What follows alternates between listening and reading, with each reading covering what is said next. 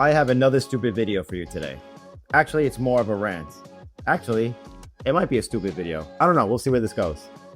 Since the dawn of our sport, there's always been some controversy in skate contests. Whether it's how it's run, the judging, the spot locations, the prize money, whatever it is, I feel like there's always a problem with it.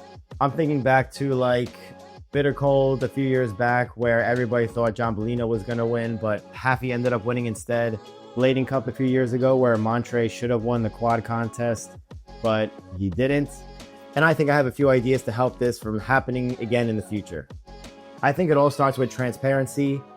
Not all contests are run the same. So if you disclose all the information about the event beforehand, I think it'll help out a lot. This way, everybody who shows up to the event knows exactly what to expect. And I have 3 suggestions of things to be transparent about before a skate contest. Let me explain. Number 1, disclose the prize money and how it's going to be distributed. Let people know how much money or what prizes they're going to be getting for each place in the event. For example, don't just put, quote, $1,000 in prize money. That doesn't mean anything. Is it winner take all? Is it a split between the top 3? How much does each person get? Let everybody know. You don't want people showing up expecting to win $1,000, only to find out when they're announcing the winners that they're only getting a fraction of that. Also, are there side prizes? Are there X amount of dollars for creative trick, best trick, something like that? Let everyone know. This allows skaters to be strategic when entering a contest. A skater might not feel like they can outskate everybody at an event, but if they are, let's say, a creative skater and they want to win the creative prize, they can focus on just winning that. And for them, that's a win. Also, I can't believe I have to say this, but if you're announcing a certain amount of prize money, stick to your word. Make sure that prize money gets delivered to the winners on the day of the event. We don't want no sketchy shit going on. All right, number 2, disclose who the judges will be. I noticed at a recent major skate event that I went to that I looked at where the judges table was and I didn't recognize any of them.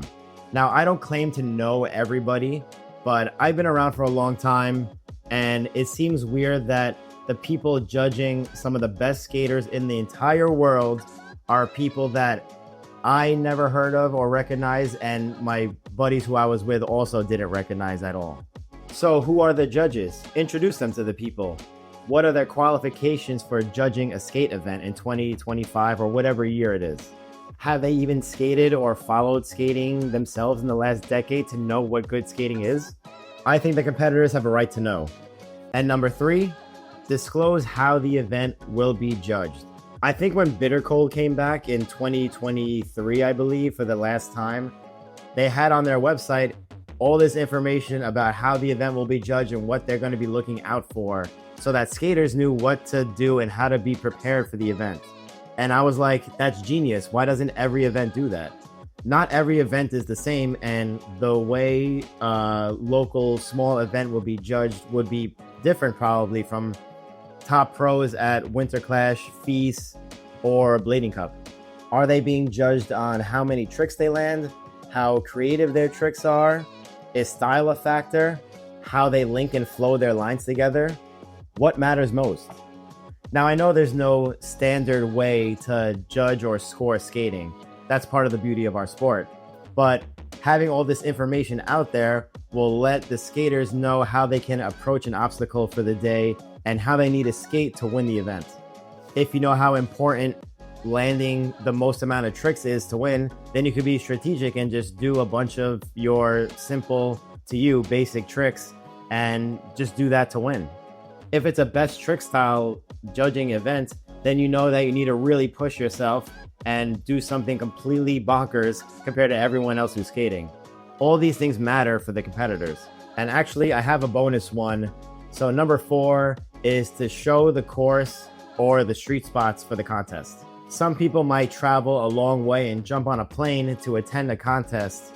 So showing what the course or what they're going to be skating looks like would possibly determine if they even want to attend the event or not. It might not even be something that a particular skater would want to skate. Being transparent and setting these expectations help the entire outcome and experience of a contest. Make it somewhere easily accessible for people, like a dedicated Instagram page with all the info or a website that they can visit. People can't talk shit if all the info is laid out for them from the get-go.